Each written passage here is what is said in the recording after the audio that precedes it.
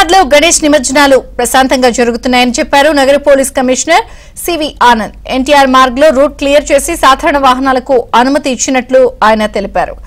One వేలో వాహనాలను అనుమతిస్తున్నట్లు వెల్లడించారు. గతేడాది కన్నా ముందే ట్రాఫిక్ క్లియరెన్స్ ఇచ్చామన్నారు. పోలీసులకు జీహెచ్ఎంసీ అధికారులకు అందరూ సహకరించాలని కోరారు.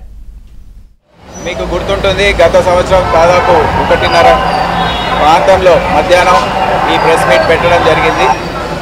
ఈ సంవత్సరం దాదాపు 10:30 ప్రాంతంలో ఉదయం అన్ని జంక్షన్స్ని కూడా మేము ట్రాఫిక్ కోసము ఓపెన్ చేసి ఇప్పుడు ఏవైతే దాదాపు 1000 విగ్రహాల నిమజ్జనము ఇంకా మిగిలి ఉందో అది మేము నెక్లెస్ రోడ్లో ఒక ప్రణాళిక ప్రకారం 4 రోజుల్లో అవన్నీ అక్కడ పార్కింగ్ చేసి, అదే కాకుండా అదనంగా ఈ ఫార్ములా ఈ ట్రాక్ రోడ్ రేస్ అయితే ట్రాక్ తయారు చేశారో అక్కడ ఐమాక్స్ ముందున్న పార్కింగ్ స్థలంలో కూడా అక్కడ కూడా వాహనాల్ని పెట్టి ప్రజలకు ఎటువంటి ఇబ్బంది లేకుండా ట్రాఫిక్ మొత్తం కూడా సజావుగా నడిచే విధంగా చర్యలు తీసుకున్నాం.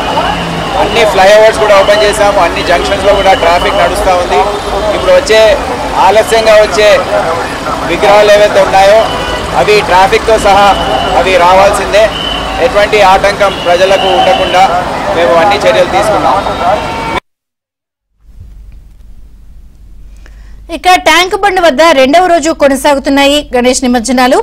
మరో 5,000 గణేష్ విగ్రహ నిమజ్జనాలు ఇంకా జరగనున్నాయి. సాంకేతిక కారణాలతో పీపుల్స్ ప్లాజా వద్ద క్రేన్లు మొరాయిస్తున్నాయి. సాంకేతిక కారణాలతో మొరాయిస్తున్న క్రేన్ల స్థానంలో వేరే క్రేన్లను ఏర్పాటు చేశారు. 5,000 మంది పారిశుద్ధ్య కార్మికులతో హుస్సేన్ సాగర్ చుట్టూ జీహెచ్ఎంసీ సిబ్బంది క్లీనింగ్ చేస్తున్నారు.